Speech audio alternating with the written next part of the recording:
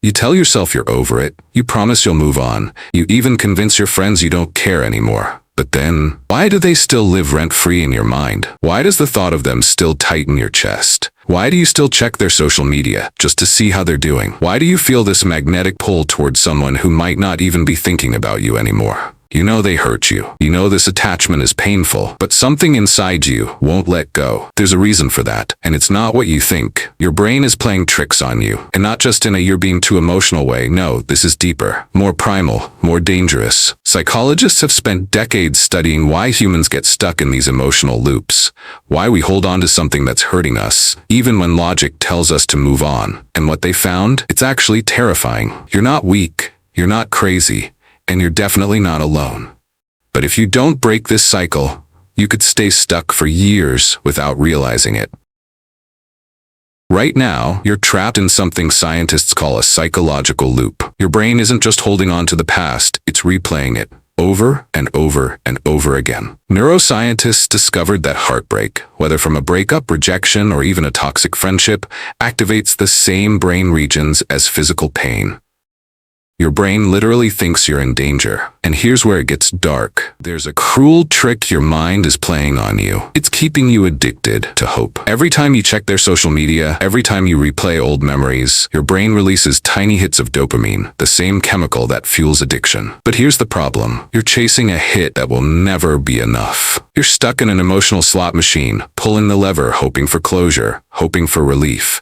But all you get is another reason to stay stuck. You're stuck in an emotional slot machine, pulling the lever, hoping for closure, hoping for relief. But all you get is another reason to stay stuck. And the worst part? This was designed for survival. Your brain thinks it's protecting you, but in reality, it's trapping you. But if you've ever felt like you can't break free, don't worry, because in the next minute, I'll show you exactly how to rewire your brain and escape this cycle forever. Right now, your brain is caught in a loop of hope, a loop of pain, a loop of waiting for something that may never come. But what if I told you there's a way out, a way to rewire your brain and break free forever? The first step, you need to understand the lie your brain is telling you. See, your brain isn't just remembering them, it's romanticizing them. It's editing out the bad parts, leaving only the moments that made you feel alive. It's like watching a highlight reel of a movie while ignoring the ending. So here's what you need to do. Right now, write down the moment they hurt you, the moment they ignored you, the moment they made you feel small. And every time your brain tries to paint them as perfect, read it again.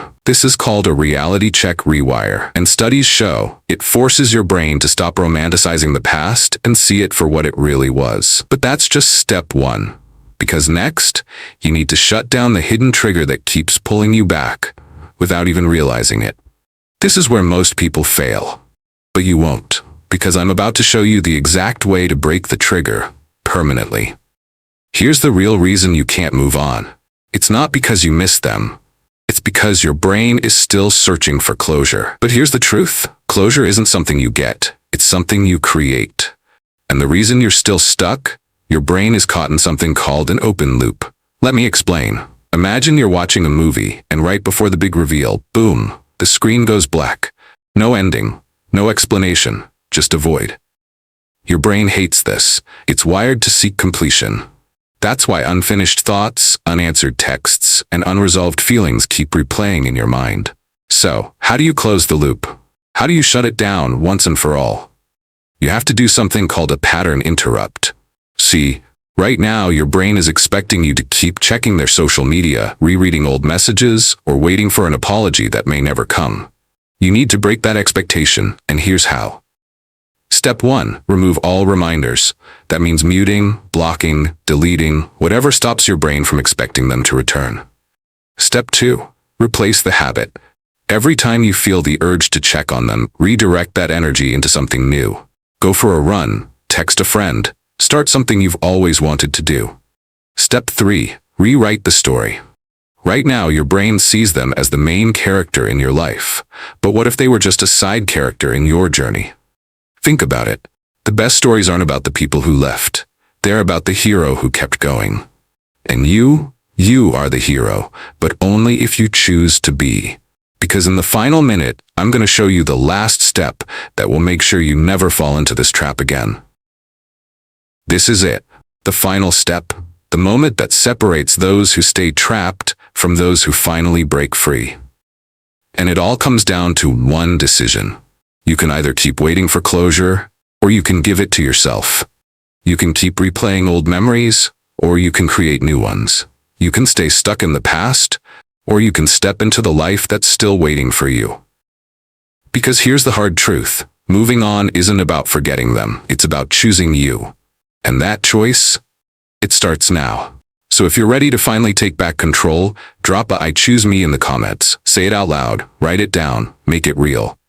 And if this hit home, share it with someone who needs to hear it. Because sometimes all it takes is one message, one video, one moment to change everything. Now go, live your story, and don't look back.